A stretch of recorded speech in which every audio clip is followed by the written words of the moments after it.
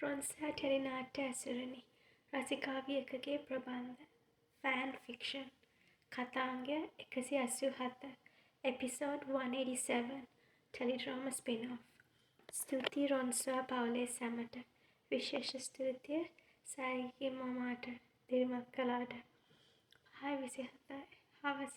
ඉරිදා නොවැම්බර් 2 2025. මල් පිපෙනා වසන්තේ හදවතට පිළිබිඹු වැස්සක්. නේසර, මම පිංකි කතා කරන්නේ. පිංකි කියන්න. මම නිරුෂාත්තේ සෑගිට ලියුමක් දුන්නා. ඒක සෑගිට දුන්නද?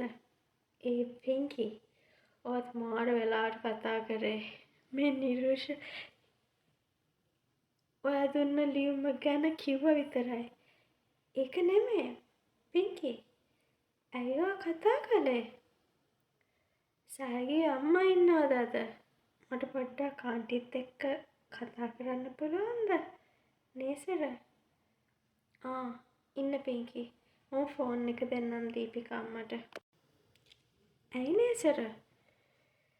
දීපිකා අම්මා මේ සෑගේ යාළුවෙක්, ඉස්කෝලේ යාළුවෙක් කතා කරන්න ඕනෙලු. ඔව් පුතේ. ආන්ටි මං අර ඉස්කෝලේදී ආන්ටිටයි අංකල්ටයි ඇවිල්ලා කතා කරේ.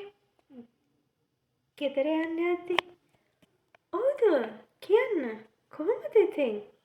හොඳින් ඉන්න ආන්ටි. ආන්ටි සෑගේ ඔන්න කැමති වුණාද? සුප් ඔන්න ආසයි. අද නම් කැරට් ජූස් එකක් කිල්ලුවා හදලා දෙන්න කියලා. අනේ ආන්ටි මං ඒක හදලා එවන්නම්කෝ. මට ඒක ආන්ටි හදන විදිහ කියලා දෙන්නකෝ. ඕක මොකද්ද දුව? ඒක හරි ලේසි හදන්න. දීපිකා පිංකිට ජූස් එක හදන හැටි කියලා දුන්නා. ස්තුතියි මට මේක කිව්වට ආන්ටි. නේසරට ෆෝන් එක දෙන්නකෝ. දුව. බුදු සරණයි. බුදු සරණයි ආන්ටි. ඔව් පිංකි. නේසර මගේ අම්මී අද කෑම්බඩු ගන්න කඩේ ගිහිල්ලා ඉන්නේ. එයා චාතුර්යගේ ගෙදරත් ගිහින් එයාගේ අම්මවත් හම්බෙලා එනවා කිව්වේ. මං ටක් ගාලා සෑගෙට කැරට් ජූස් එකක් හදලා දෙන්නම්. ඔයා ගිහින් දෙනවද? හරි පිංකි. ඕක හැබැයි ඌට විතරක් මදි. මෙතන මමයි නිරුෂයිත් ඉන්න හොඳේ. හරි නේසර. පිංකි ජූස් එක හදලා නේසරයි නිරුෂයි ආවම මේක දීලා යවුවා. මෙන්න උඹට ජූස් එකක් හදලා. පිංකි මට ජූස් එකක් හදලා එව්වද? රස ඇතිනේ. සර් අම්මා අද උදේ පාන්දරම නැගිටලා උණුවෙම කැවුම් හැදුවා. අම්මා තර්මෝස් එකක දාලා දුන්නේ. ඒක තමයි මේ තාම උණුයි. මා රහක්නේ. මට මගේ අම්මා මතක් වුණා. පුතා ඔයා කන්නේ නෑනේ.